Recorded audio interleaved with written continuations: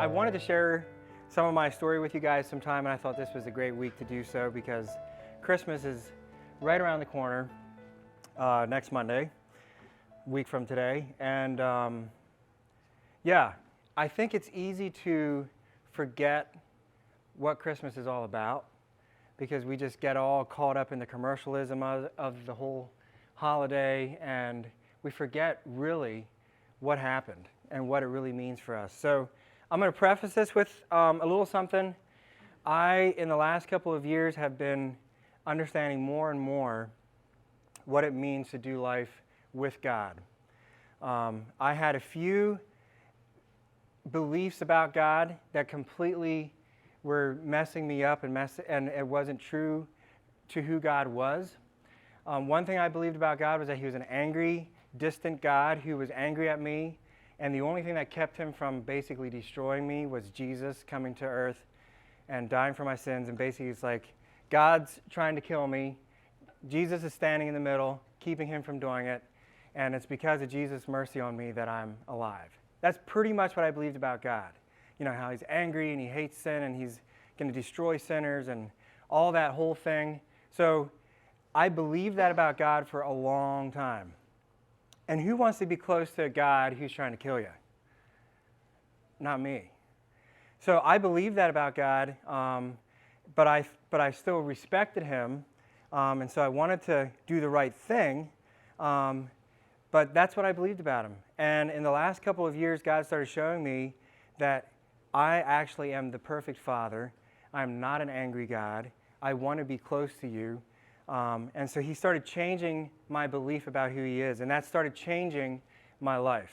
So in the last couple of years, my life has changed so much on the daily experience of living life with God. One thing that really clicked with me is John 3:16, where it says, God so loved the world that He sent His Son to make it possible for us to live in a relationship with Him. For some reason, I thought that was Jesus deciding to come, not God sending Him. So some of these things we all have heard, and I'm going to try to tell it to you from my personal experience in a different way. But the familiar, when it's familiar to you, it becomes less valuable, and you don't understand what it really means.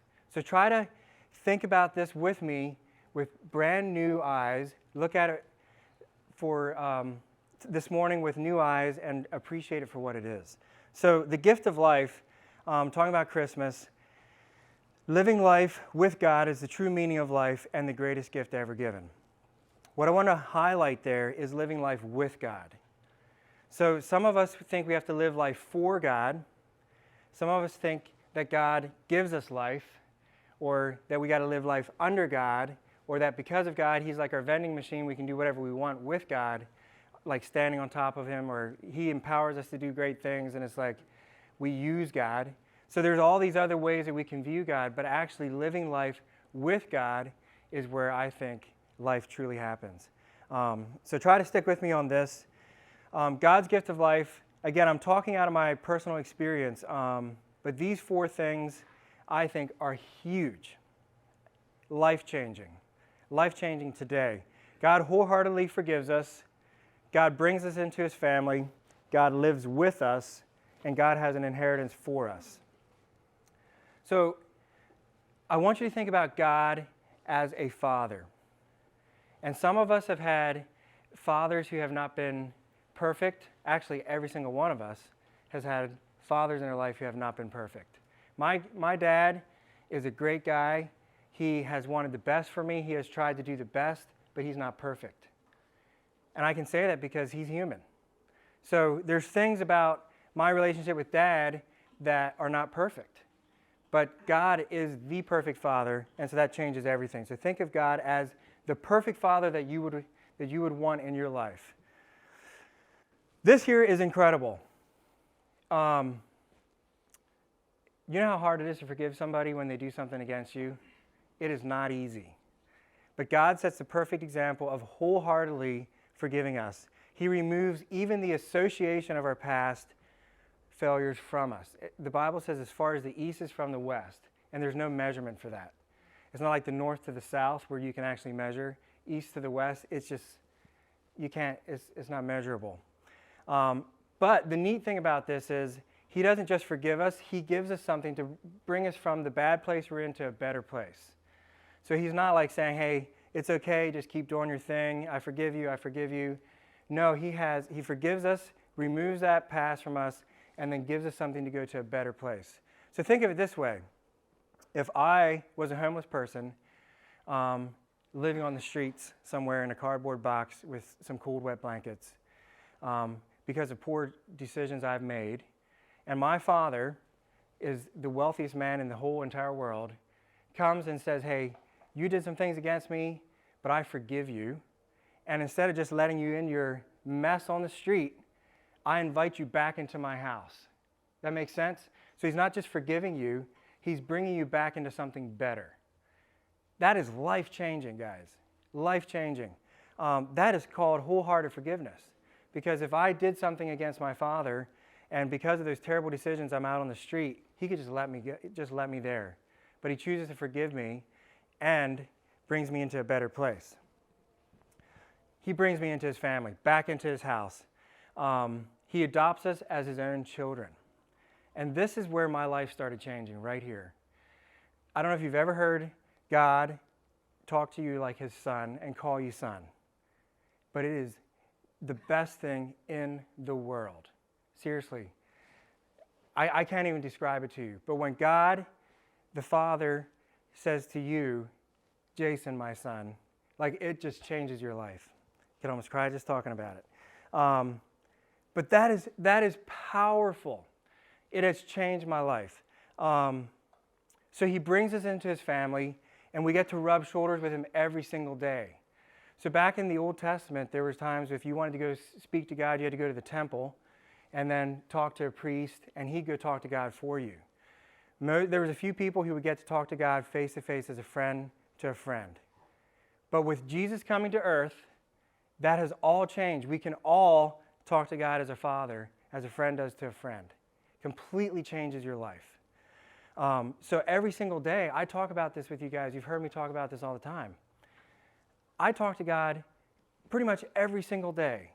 There's some mornings that I might get up late and I don't sit by the fire, but basically I'm sitting by the fire or somewhere talking to God every single day because God made it possible by sending his son so I can do that. I can be in a relationship. So I get to be a son, and he gets to be my father. He gets to speak into my life. And if I don't do it in the morning, he can talk to me during the day. But it's that protecting that time. It's like me and Dad going out for breakfast. I get to spend quality time with my dad, talking about life and hearing what he has to say. So that's what it's like when you just sit down and spend time with God, and he starts talking to you. So you get to rub shoulders with him every single day. It's insane. You live in the same place. God lives with us. We can experience life living and working with him. I remember when I was probably about 6 or 7, my dad was working for Martin's Landscaping, and he decided one summer that he was going to start taking me to work with him.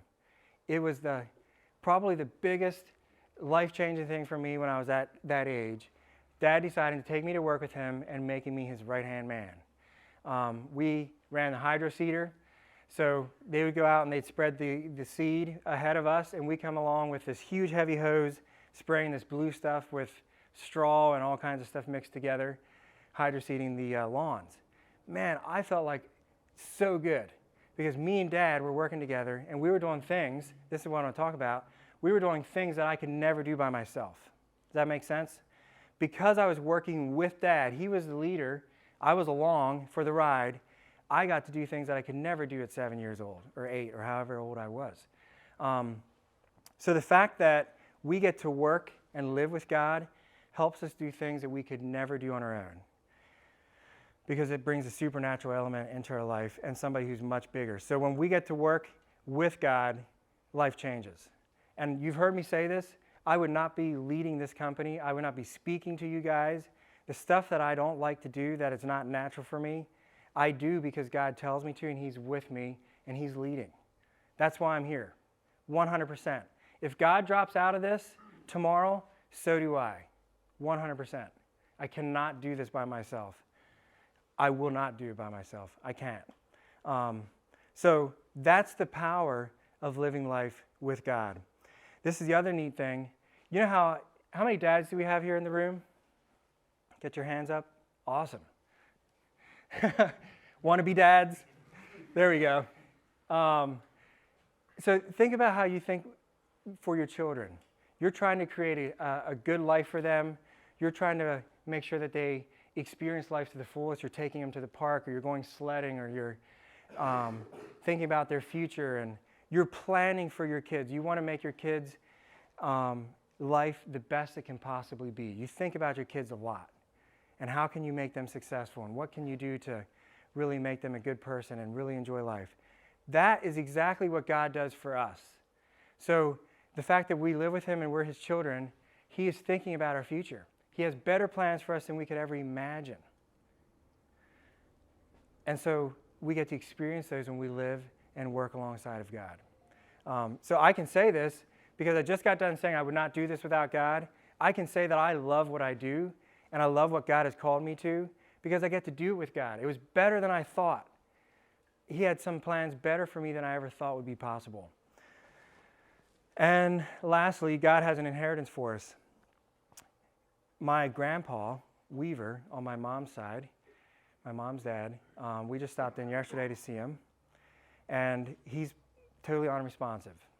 So a week ago, he was talking, he was sick, he has cancer in his mouth, on his cheek here, and it's eating through the skin, and it's starting to affect his body. But we stopped in yesterday, and we were there for maybe an hour, and hard to see my grandpa just laying there unresponsive. You could talk to him, wouldn't open his eyes, he wouldn't respond to anything you said, but I still believe he can probably hear us. But he's facing death. But here's the cool thing, so cool. He is not afraid of death one bit. He's been walking with God, and when you die, it's just this little transition into something a little different. But that is the inheritance God has planned for us. So there's no fear of death. Like I say there's the future is secure, not a thing to worry about. Sometimes I'm actually a little jealous of people who get to see God face to face.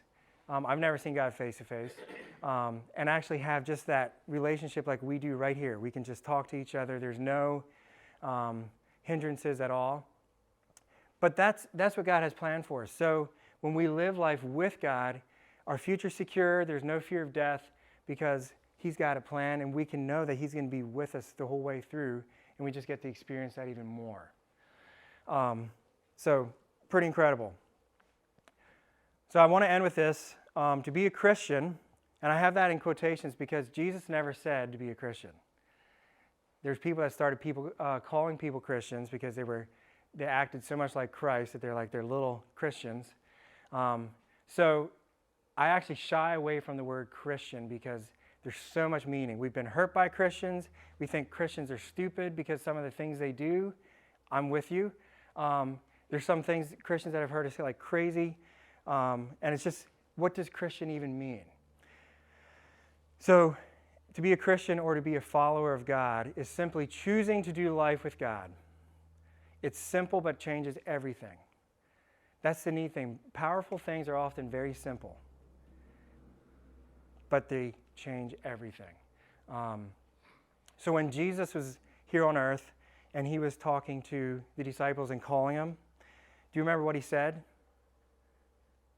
He said, "Follow me." So he says, "Hey, James, follow me." And James had a decision to make right there. And James decided, you know what, I'm going to leave what I'm doing, tax collector or whatever he was, and said, I'm going to follow Christ. And when he made that decision, just a simple decision, but a big decision, and he started following God, that changed everything for him. He no longer was doing his work every day. He was now living with Jesus, going around, doing different things, not sleeping in places sometimes that were probably the best to sleep in. He changed his life because he started following what Jesus was doing versus what he had been doing before. So that's as simple as it is. You just got to follow every single day what Jesus has for you. It's not simply life insurance. While we have a secure future when we die, but it's not simply life insurance. It's not paradise on earth. Some people say, if you follow God, everything's going to be amazing, you're going to be rich, you're going to have this. That is not true. You might have some good things, but that is not guaranteed. I know Christians across the world who are suffering. So it's not paradise on earth, but life experienced with God. And that makes life amazing. I still have problems. I'm still human. I still face problems and difficulties, but I get to face them with God, and that changes everything. So kind of what I want us to get today is how amazing Christmas really is, how amazing the gift God gave us of having that relationship and living with Him every single day really, really is. It changes everything. Being a Christian is not about someday in the future it's going to be good, it's hell on earth, but then I'm going to get it. No, actually, it changes life. God's kingdom comes here right now, and it changes everything. So I hope I didn't bore you, but I wanted to tell you my personal experience and how amazing living life with God can be. And like I said, God's been showing me this stuff more and more in the past couple years. It wasn't something that I really understood fully for a long time. And just seeing who God really is has changed everything, because now He's my Father, and I get to talk to Him every single day. I can talk to Him whenever I want, and He can talk to me whenever He wants, and that relationship is amazing. So if you don't have that, if you don't believe that about God, if you haven't seen God to be the best Father there ever was, ask God to show you who He is, and really mean it. Ask God to show you who He is, and see what He says to you. See who He shows you Himself to be.